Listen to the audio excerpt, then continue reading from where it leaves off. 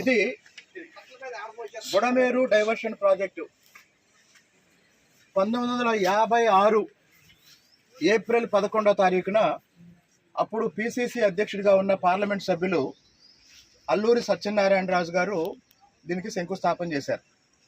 Budameru diversion project వాస్తవానికి బుడమేరు నుండి రైతులకి ఎలాంటి నష్టం జరగకుండా అదే సమయంలో మెట్ట కృష్ణా ప్రాంతంలో అంటే పశ్చిమ కృష్ణా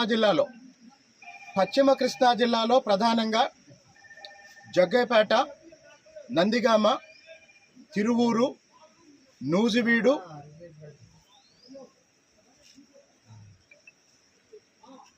నియోజకవర్గాలు ఉంటాయి. మైలవరం, ఈ 5 నియోజకవర్గాలు ఉంటాయి. వీటిని మెట్ట కృష్ణ అంటారు.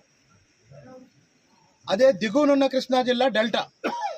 కానీ ఈ మెట్ట కృష్ణాకి నీళ్లు లేకపోవటం వల్ల ఒక నీటి పారుదల ఒక ప్రాజెక్టుని, ఒక మల్టీపర్పస్ సాగునీటి కోసం తాగునీటి కోసం ఒక ప్రాజెక్టుని రూపొందించడానికి 1956 నాటికే ఇక్కడ పైన చూడండి ఆ కనిపించే ఆ కొండల ప్రాంతం అది గణపవరం.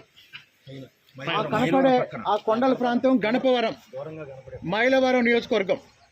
ఆ గణపవరం కొండల దగ్గర నుంచి ఇటు మైలవరం దగ్గర అనంతవరం అనే కొండలు ఉన్నాయి. అనంతారం 5 కిలోమీటర్ల పరిధి. ఈ కొండల మధ్య ఒక రిజర్వాయర్ని రూపకల్పన చేసి ఇప్పుడు ప్రకాశం బ్యారేజ్ దగ్గర ఏ రిజర్వాయర్ అయితే ఉందో దానికి దాదాపు 10 రెట్లు నీరు నిల్వ చేయగల సామర్థ్యంతో ఒక రిజర్వాయర్కి రూపకల్పన చేస్తే అప్పట్లో ఆ గణపవరం ప్రాంతం జమీందారు అయినటువంటి బొల్లారెడ్డి కోటిరెడ్డి, ఆ బొల్లారెడ్డి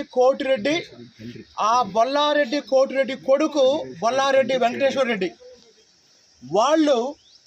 వాళ్ళకి నీలం సంజీవ్ రెడ్డి గారి దగ్గర ఉన్న పలుకుబడిని ఉపయోగించి ఆ రోజు ఆ రిజర్వాయర్ రూపకల్పన జరగకుండా, నిర్మాణం జరగకుండా అడ్డుకున్నారు. మరి ఆ బొల్లారెడ్డి కోటిరెడ్డి మైలవరం జమీందారు, ఆ గన్నపవరం జమీందారు, ఆయన కొడుకు బొల్లారెడ్డి వెంకటేశ్వర రెడ్డి. ఆ బొల్లారెడ్డి వెంకటేశ్వర రెడ్డి ఎవరంటే వైఎస్ రాజారెడ్డి వియంకుడు.